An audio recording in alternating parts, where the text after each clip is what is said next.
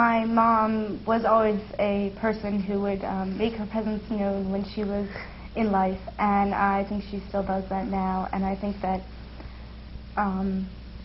my faith in God allows me to maybe take signs such as bells ringing or organ music or a country western song, and I can see my mother in it, whether or not that is really her. I can't say, but I do think that it's a message from God just to help lighten my day.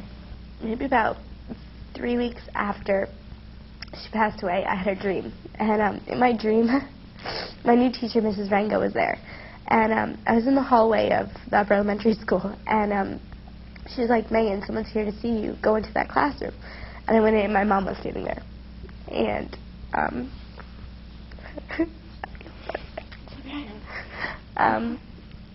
she talked to me, and she said I was going to be okay, and I was going to grow up to be a really, really, really good person, and that I was going to be fine, and that she'd always be there. And then I woke up. But when I heard her say that, and when I swore I'd stand up and touch her, I knew it was going to be okay, and I knew she was going to be there for all the things that I was so afraid she was going to miss, like my wedding day, or my senior prom, or my first kid, or whatever. I knew she'd be there no matter what. Psalm 23 states, "The Lord leads us along right paths, even though our reality may be painful." There are not too many painful events in one's life than losing a parent, especially when you're young. The realities of a loss take a long time to accept. We need to give ourselves plenty of time in the process of accepting the reality of loss. Hi everyone, I'm John. And I'm Alicia. Today on Real Faith TV, we are going to be talking about the loss of a parent. You met our spotlight guests, Megan and Elena.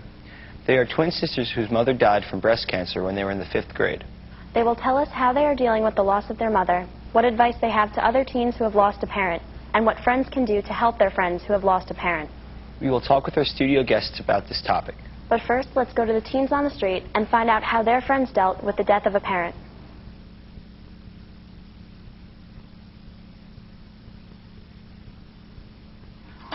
They were sad for a couple months, but they got over it, and, you know, it's hard losing a parent, but nothing you can do about it. Well, they were very upset, but they just know that their parents are going into, like, better places, so they were okay with it. They were real sad. They were very upset, and they cried a lot. They didn't know what to do. They saw the bright side, and they knew that they had their family, other family members and friends that were there for them and supported them. A lot of my friends, it takes them a long time. It took them a couple years, but at the same time, there's also people that didn't take much time at all, and they were okay with it. They started getting real involved with their church, and the mom became children's director, and they started getting real involved, and it kind of helped them through it, I guess, to be closer to God during this. Experiencing this can be like riding an emotional roller coaster, and people experience emotions differently. Some feelings, in addition to sadness and anger, can include impatience, remorse, guilt, and irritability. Megan and Elena were only in the 5th grade when their mother died after a 2-year battle with breast cancer. Their friends and family played a major role in helping them deal with their mother's death. Let's go back to their interview as they tell us how their mother died and how they found out. Their dad, who was divorced from their mom and remarried, drove to Ohio where they were visiting relatives to be in their cousin's wedding to give them the sad news.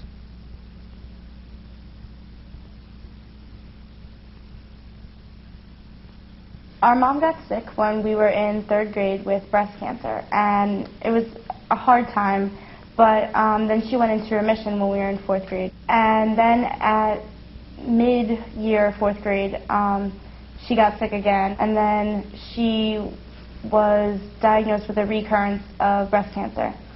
So then she had surgery once again, and she went through chemo and radiology again.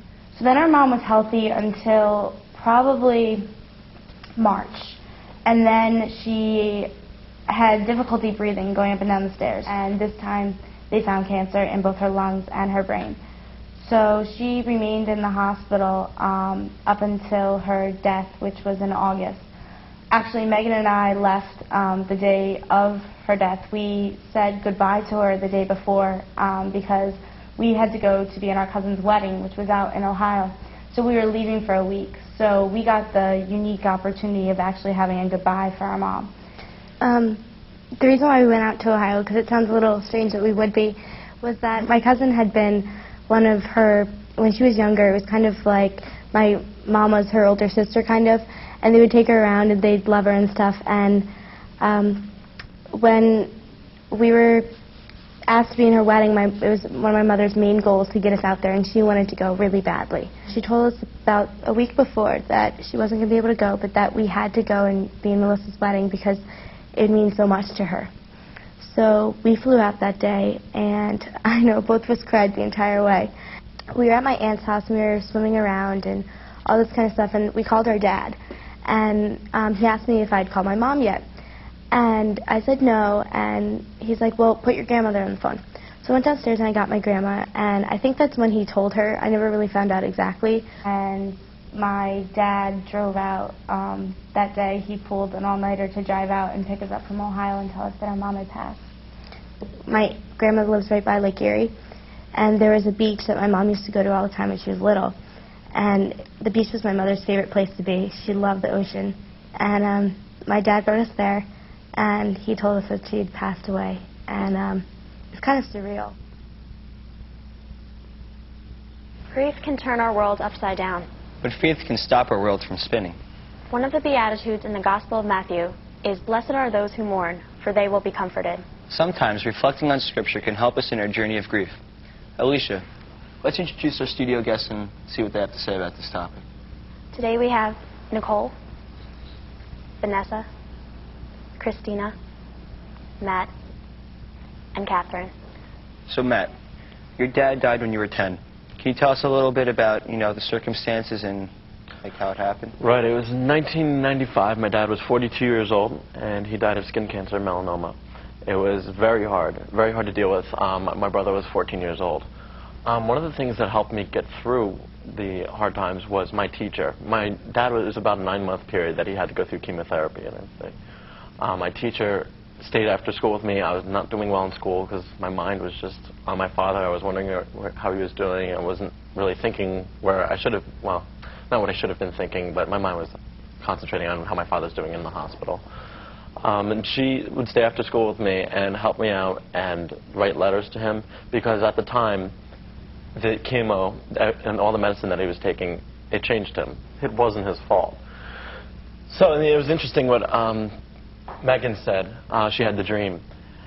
And in a way, I think that hopefully that happens for everyone, because it happened to me. I was able to say goodbye to my father. I was able to speak with him. He actually joked around about the Yankees with me. It was very comforting. I was so grateful to have that dream and talking to him one last time. He's still with me today. I still feel it. Any problems I have, I turn to him. He's very close to me. Very appreciative of who I had for 10 years. He's a great man. It's an amazing story. Many people, I've heard many stories like that where, you have dreams about deceased family, parents, friends, whatever. And, it's a good way to say goodbye, especially if you didn't have the chance to. And it's a good way to remember that that person's always going to be there for you for the rest of your life. They might not be standing next to you, but they'll be within you. Every time you need help, you can pray to him and to God or to her, whoever. And, it's comforting to know that there's someone looking out for you out there. And as Alina said, it might not even be as direct as a dream. It might be you just feel their presence or appreciate the times that you had with them when you hear bells or something like that. Just something that reminds you of when they were here. Because it must be one of the most devastating things to happen to someone. Because if you think about it, your parents are the first people that you know, and oftentimes the closest people to you.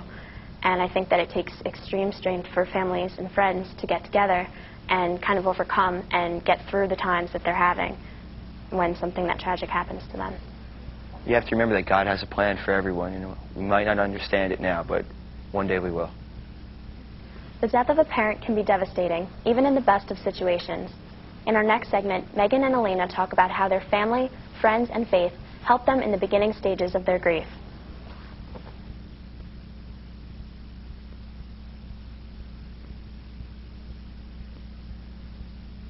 The people who took it the hardest, other than my sister and I, were my grandparents, because my grandmother felt that should never have your daughter die before you should. You should be put into the ground before your daughter should be. And so she took it very hard. He did not take it very well either, but we all hung in there together. And then after the wedding, which was very, very difficult because my cousin Melissa, my mom was the only aunt that was allowed to call her Missy and things like that. They were very close. It was very difficult for her and my grandfather because my grandfather said my cousin looked like my mom on her wedding day. So it was very difficult, but we came back to New Jersey and we had the funeral here, and we had a lot of people come that I wouldn't have thought would come. We had a lot of teachers actually from the school system come, and we had a guidance counselor who was absolutely amazing, who was named Karen Harder. She was amazing. She was the best with us, and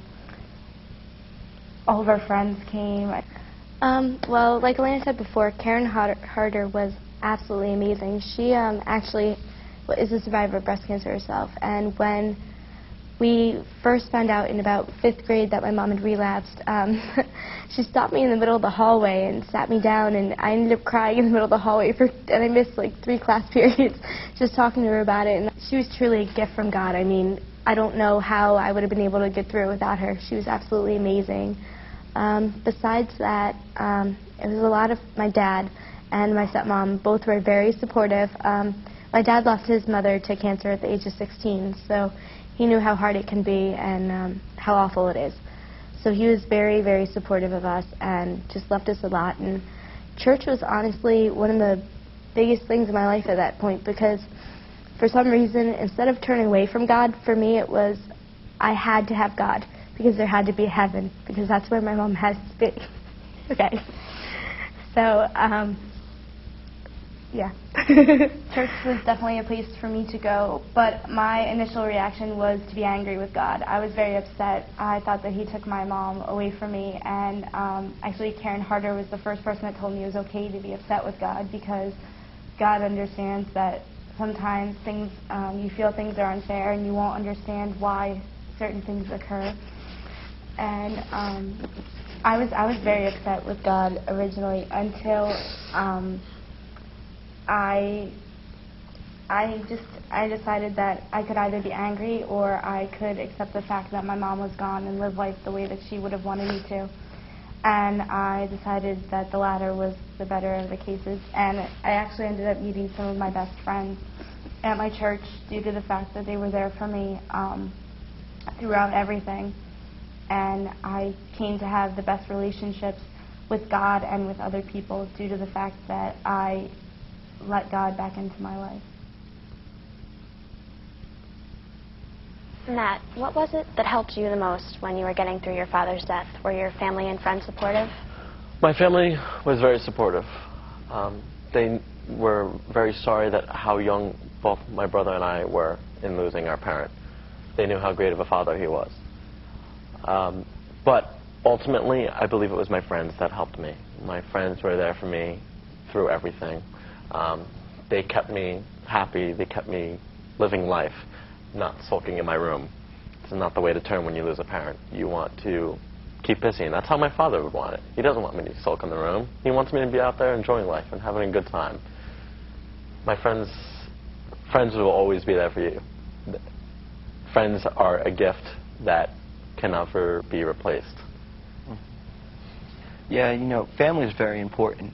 You know, they're usually the initial ones to support you after a big loss or something, but you know they're always going to be there for you. It's the friends, the people that, like, you're not related to, you don't expect, like, them to help you. They're the ones that are there to, like, support you, and it just makes you feel, like, good that other people are out there, like, feeling your pain, and yeah, I don't know how to explain it, but, you know, like, you expect family to be there for you, but it's always nice to have extra people, like friends, to help you support you and get you through the hard times.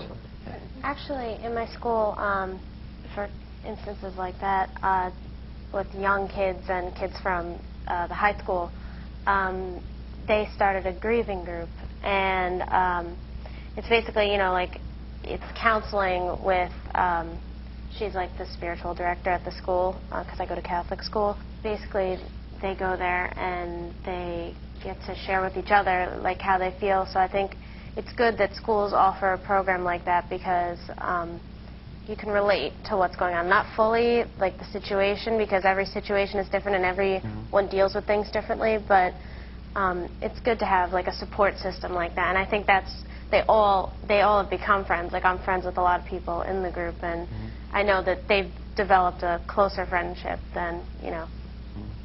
Yeah. Another thing about friends, too, that I forgot to mention is that they're your age, and they see the world the same way that you do. You know, you have a different perspective on life if you're 18 and your father dies, or and you want to talk to your mother who's 40-something or 50-something. But if your 18-year-old friend comes over and he sees the world the same as you do, and he can, you know, understand your pain, help you. And it must be so hard because also, like, I mean, kids in high school, kids in grammar school, anywhere, you're always constantly dealing with other things like school and being preoccupied with, you know, whatever it is. And like he said, it was hard for him in school to get over it. So I think when you have good school systems and good support behind you, that you can always, you know, pull through. I cannot say enough about how prayer can help those who are grieving. In prayer, you can talk to God and tell him how you feel. Tell him you're angry, sad, or confused. He understands it all, and he can bring you comfort. Next, Megan and Elena talk about how prayer helps them through their grief journey.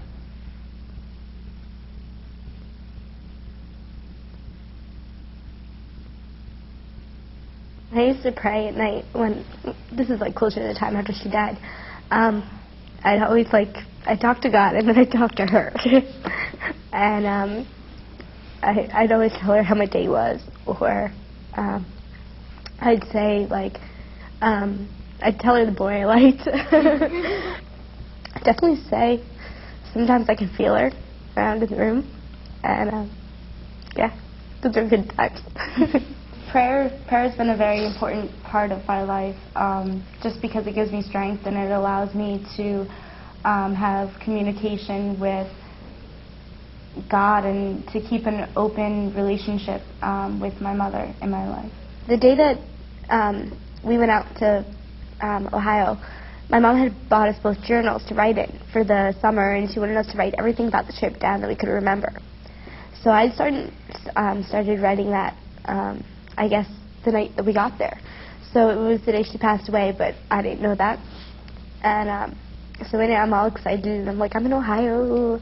I can't wait for Melissa's wedding, all this kind of stuff. Then I found it once I got home, like when I was unpacking my bag, and I read what I wrote, and I just immediately burst into tears.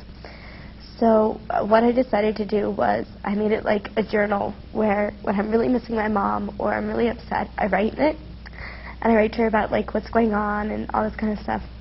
The hardest thing you're going to have to do is tell your other friends, and that's the most difficult moment you're going to go through because you're going to feel different than them, and you're going to maybe feel a little embarrassed by the fact that something traumatic has just happened to you, but you really need to tell your friends because your friends are going to be your support base. They're going to be the ones that are there for you every day, and if there are friends who don't know what to say, or they're going to tell you, I don't know what to say, I don't know what to do, I don't know how to act around you, and they're going to, some people will pull away because they don't know what to say or how to act, but the most important things that you can tell your friends is, I just need you to be there, you don't even have to say anything.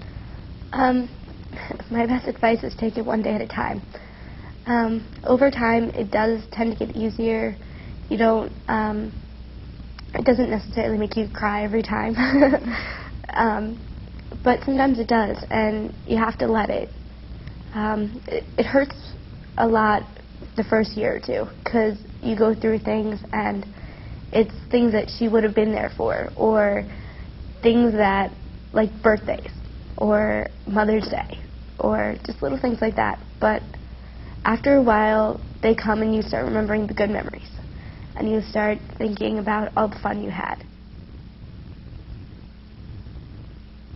What advice do you guys have for teens that may have lost a parent? From my point of view, being the teen that did lose the parent, if you're a friend with someone who lost a parent, tell them that you're there for them. Tell them that you can come to me, you can talk to me, because they do need to talk. I know I need to let it out. I can't bottle it up inside, and I wouldn't recommend that for anybody to bottle it up inside. You have to get it out. You have to cry. There was this story one time that actually helped my faith, because I lost faith when I lost my father. I was very angry at God. On the day of the funeral, on the casket, there were ladybugs all over the casket. Didn't understand why there were ladybugs all over the casket, but there was a lot of them. My mom and I were driving home. All over our front door were ladybugs, sprawled all over the front door. That was our sign of saying, like, wow, that's my father. That's maybe the symbol that, you know, whenever we see that, we know he's going to be there for us. Just recently, probably about 3 weeks ago, I was sitting in my room, and this happens every once in a while, and I've heard this has happened to other people. I get the scent of my father. Not like it's a bad scent. Not really. It's just a scent. You're like, I don't know if your parents have certain scents. Maybe their cologne that they wear. I don't know what it is. I think maybe it was his, I don't know, his breath or something. I don't really know. But I was sitting there, and I smelled him. I'm like, hey, Dad. And that's what I do. I just go, hey, Dad, what's up? How's it going? I talk to him. Cause I feel comfortable, like he's there with me. So then I go into my mom's room. I'm like, Mom, guess what? I mean, I just smell my dad. She's like, no way. I'm like, what? She picks up her sweatshirt, and there's a ladybug at the exact same time that I went in to say, hey, I just smelled my dad. So it's like he is there. Like, that helps me build my faith. It makes me believe he's watching over us. Just little signs like that.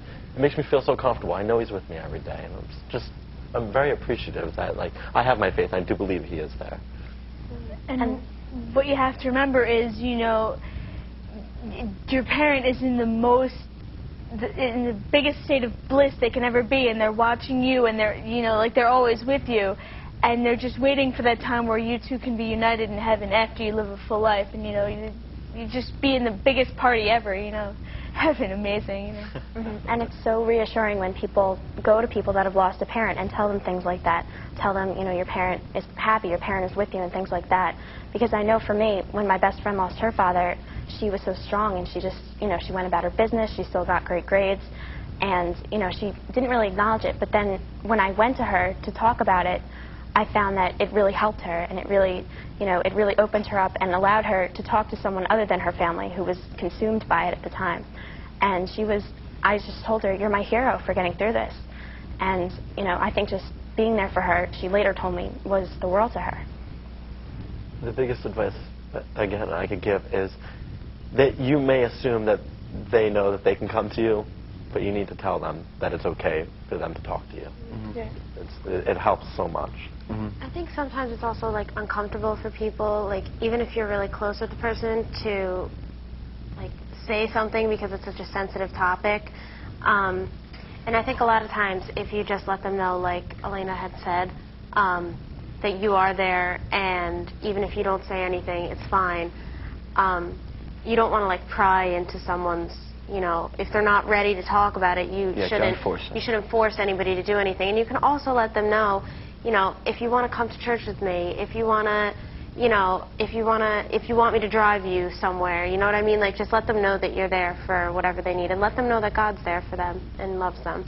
I know I've had a few friends whose parents have died, mostly their fathers, it seems. And at first, especially with guys, they seem to kind of play it down, like they go on their wife, you know, they try to take their wife as, like, normal, especially when they're, like, 17, 18, 19 years old, you know. They want to be a tough guy that nothing bothers them, you know, hey, my dad died, not a big deal, I can get on with it. But you can see that they're changing. Like, I know this one kid, him and his brother, their father died of cancer, and they were twins. And one of them got very angry, and he got very moody, and he was flipping out at people and yelling at people, and he was always a nice kid before that, so we knew there was something happened because of his dad. And I tried talking to him, and he was like, oh, no, I'm fine, you know, trying to play it down. And then just one day he just broke out, like, just broke down. He just couldn't take it anymore, started crying. And, you know, I don't know if I really helped him. I'm sure he felt good that he got it out, but it helped me to know that I have the power to help someone through, like, a tough time like that. And, you know, he's getting better now. He's expressing his feelings. Right. I've had the same experience with my brother. My brother was 14 years old when he lost my father, so it was a different experience because I was the younger son, and he was the older guy. He was the older son, and, you know, he felt like he had to take over the fatherly role because he was the oldest male in the house. And, you know, he was just, like, you know, tough, exactly what you were saying, like, oh, I can get on with it. He was hurt, but he was like, 2 years later, like, we went on a bike ride just randomly. He's like, Matt, let's go for a ride. I'm like, okay. And he just broke out. He was like, I'm really missing Dad. Like, as much as they, think that, you may seem that they're okay, and maybe you don't even need to, like, talk to them about it, they're hurting inside. There's no way of denying that. Yeah, nobody can lose a parent and be completely fine with it. It's the most devastating thing ever, besides probably losing a spouse that I could think of, is losing your parent, your one person that, or one or two people whoever, the people that were watching you your whole life, and you have to be upset about it. So if you know someone who's lost a spouse, a parent, I'm sorry, just talk to them. They have to be like having some kind of pain. Yeah, you be there for the hugs and the smiles and it'll be all right. Yeah, it'll be all right. Here is some other advice from Doug Manning's book, Comforting Those Who Grieve. Attend your friend's parents' viewing. Participate in the liturgy. Accompany them to the gravesite and be present at family gatherings. Do not pressure those who are grieving to move through it quickly. There are stages to the grief process, and they need to be lived through. A great deal of hurt arises by friends who avoid a grief-stricken teen because they do not know what to say. And our presence and a hug go farther than all of the explaining in the world. If you would like more information on how to deal with the loss of a parent or how to support someone through the grief process, log on to our website. We will post links to other websites with information on this topic. The address is realfaithtv.com. Or you can contact us by phone at 609-406-7402.